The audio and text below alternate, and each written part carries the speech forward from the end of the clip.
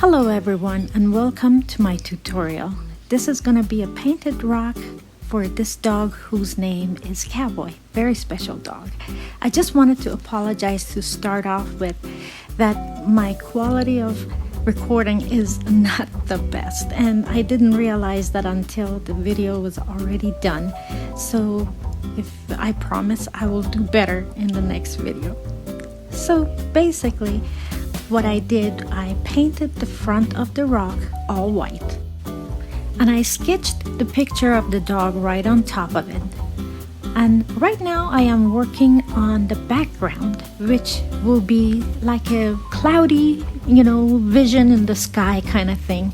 The dog has passed away and I wanted to give it that feeling. And so it's a combination of white and blue, and I tried to make it to look like clouds. But of course, feel free to make it whatever you want, red, black, white, whatever it is you like to do. This is something I go to at times, for the background of memorial dogs. Here I am working on the darkest shades of the dog's face. As you can see in the corner, the picture of the dog is right there. And what I'm seeing is the really dark areas, like the black areas, and then I usually work my way to the lightest colors. So these are just the base colors that I'm putting in there. Most likely when I do an animal, there is an area around the nose that is all dark, so I have put that in there, and also the farthest places of the face is also the darkest, and around the eyes. So I have put some dark gray in there, and I'm going back with some black paint on a sponge dauber, and I'm putting it all around there. Any painting, especially painting on a rock, consists of many layers, and I usually put the layers on one on top of each other until I am very happy with it, and I won't stop until I'm happy with it. I wish there was a 1, 2, 3 step to go about it, but there is not. So in the beginning, you're just working on the base colors, and here I am painting around the eyeballs, where the eyeballs would be going, and it seems like there's always the darkest area around the eyeballs, so I'm painting that, but I didn't want to leave brush marks on it. So the reason I use my sponge dauber so much, I really like it. It really blends the colors very well, and you don't see any brush marks. Here I am working on his eyes. His eyes are brown, but it's never one kind of brown. It's different shades of brown. So once again, I'm just putting the base color on it, and I'm going to work my way around it. So I'm putting some black around the eyeballs, and as you can see, there are some white areas as well.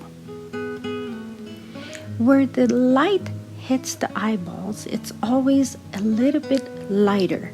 So we at least have 2 shades of brown that's gonna go there. When I bring up an image to paint, I usually have it on my iPad, and I make it really big. I stretch it out so I can capture as many colors as I can. I'm applying the white color around his eyeballs here, which is never white. It is always some shade of gray. It would look really strange if you just put straight white on it. And inside an older dog's eyes, or most dogs anyways, there is a gray area. So the eyeballs are never just black. There is a shaded area of gray that I'm putting there.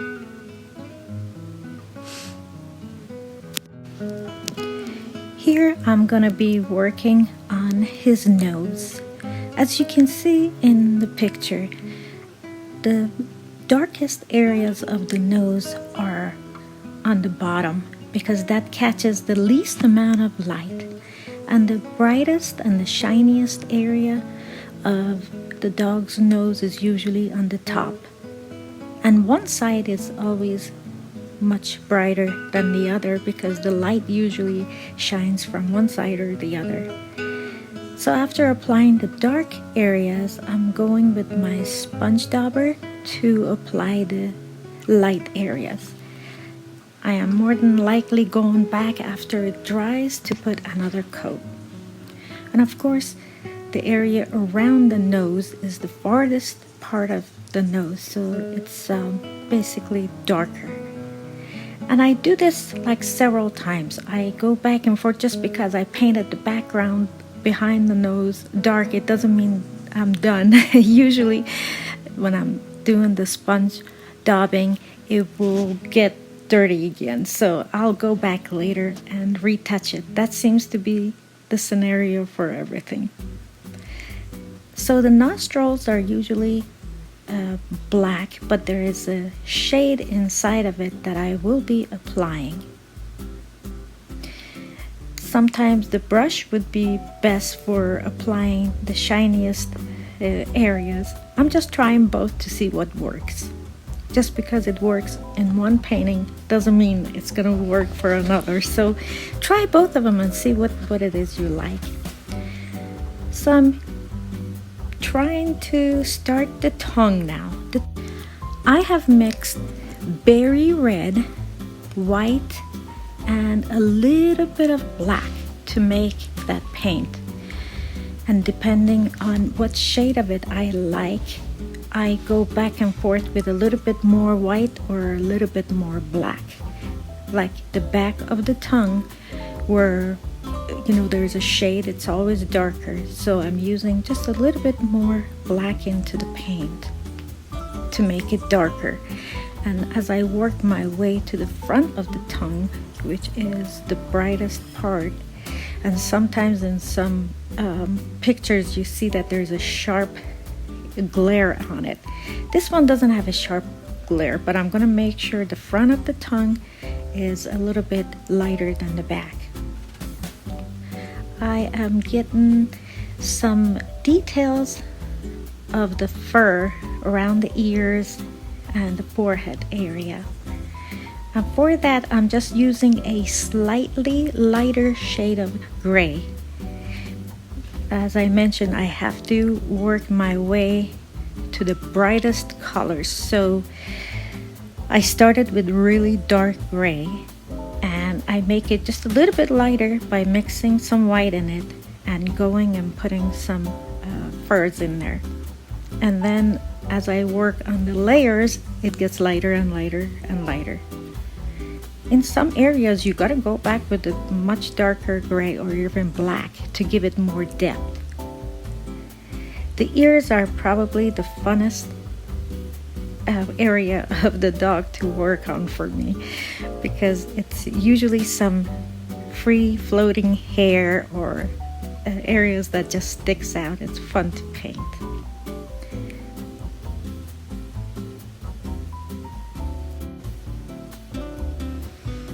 A little bit more around the face, and I'm back to the tongue to put the second coat in there.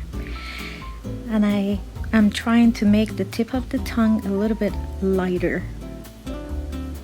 So what I'm doing is applying a little bit of white to the mixture and bringing it back to the tongue.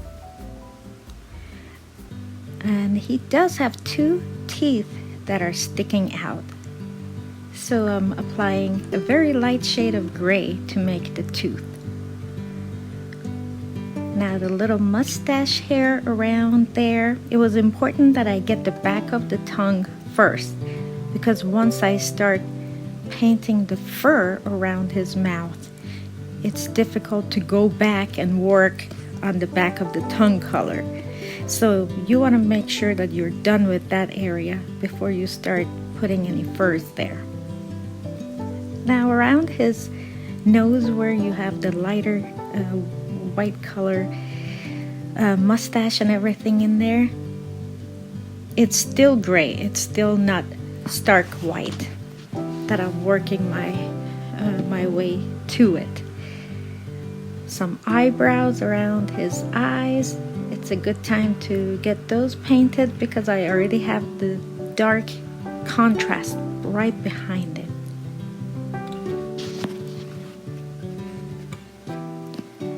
I know some artists like to go from totally doing the eyes, then to the nose, then to the ears. I am not like that, but if it helps you, please do it. Whatever makes your painting easier. I usually go back and forth between different areas depending on what kind of paint I have on my brush. I don't want to waste it. So if I have dark gray, for example, on my brush, I'm going to use it in other places that need dark gray and not just work in one area until I'm done. It's totally a personal preference. So as you can see, I am picking up more lighter whitish gray for the hair around the top of his head and the hair around his nose and mouth. Yet another shade of white. And since I had white on my brush, as you could see, I went to the eye and now I'm going back to the teeth because I still have paint on that brush. Why waste it, right?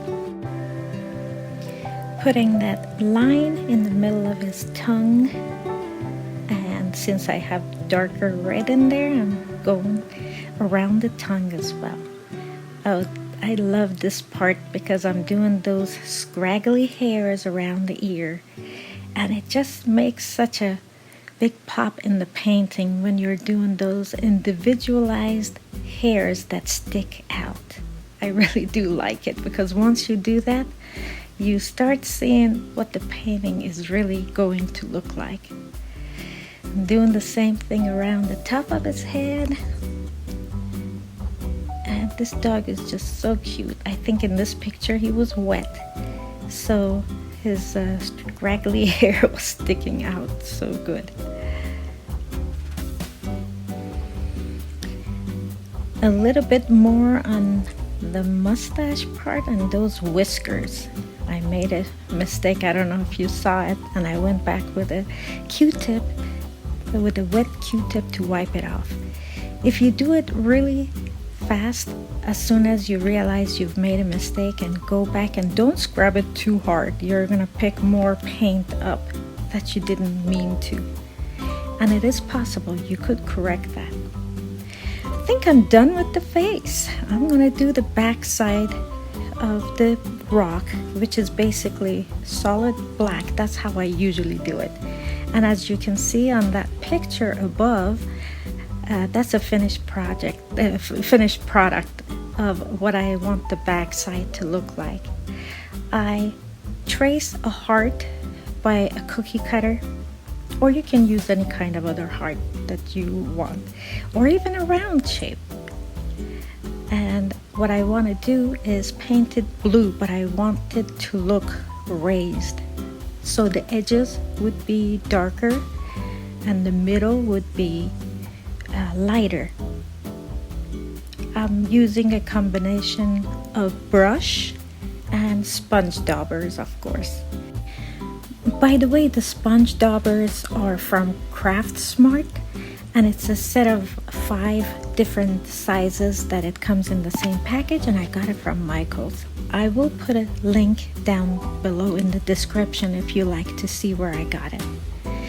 So the dark blue that I'm using here is ultramarine blue, and I just mixed some white in it to use for the center of the heart. The reason I wanted it to look like it was raised is because, like a heart that is beating, it's some image I had in my head. But please do know that, of course, you don't have to have it like that to make it beautiful. Use your imagination, your creativity, and do whatever you want with that heart. I don't have a beautiful handwriting, so what I did, I printed the name in there, and I went ahead and traced it onto the heart. And now I'm going back with black paint and a small brush to really make it look dark, because when you trace it, it doesn't look that dark. So work at it until it's exactly how you want it to look like. I wish I had a good handwriting, but I don't. So tracing it is until I practice more and make it better. After I traced it, there's usually some black marks in the middle. I don't know if you can see, but they can be erased with an eraser, no problem. Now I'm using another cookie cutter to give me curved lines, because I'm about to paint it like rainbow colors, which is a combination of 7 different colors. What you see here is me painting only one layer, but I didn't want to bore you with doing it twice. But do know that some paints are not as opaque, and they require 2, sometimes even more layers to make it really solid. Like that orange, for some reason it just is not very opaque at all. And the reason for the rainbow is, of course, I'm suggesting that the dog went over the rainbow bridge. But you can do all kinds of things in that area. You can put paw prints on it, as you see on the top, or you can paint it with metallic watercolors and make the entire thing glittery if you like. You can be as creative as you like to be. So in this area, when I'm all done with the rainbow, I go back with another product. It's called Extreme Glitter 2796. It's a holographic type paint, which goes on a little cloudy, but it dries completely clear. So no worries. When you put it on, you have this panicky moment, oh my god, what did I do with my painting? But don't worry, that cloudiness does go away, and all you can see is the glitters, especially when you apply the resin on it. Here I'm applying a border around it by using a dotting tool, dipping it in this gold paint that I have. Is from Lumiere, and it's called True Gold 550. I will put a link down below, and then apply it all around it. It just makes it so much nicer around the heart than if I didn't do it. I am finishing it by putting a paw print using a stamper and inking it in. Here is the finished painting. I really hope that you enjoyed this video and helped you learn something you didn't already know. I will be doing a lot more videos, and do stick around to see the recipient reaction to the rock when she received it. It's very heartwarming. Take care of yourselves, and I see you in the next video.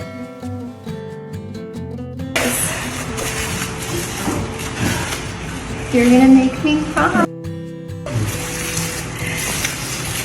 Did you paint it? Yes. Do you like it? I'm so glad you liked it. Thank you. Give me. Oh, good. I'm jealous. You're so talented. Oh, you're You so want welcome. his ear frillies. Perfect.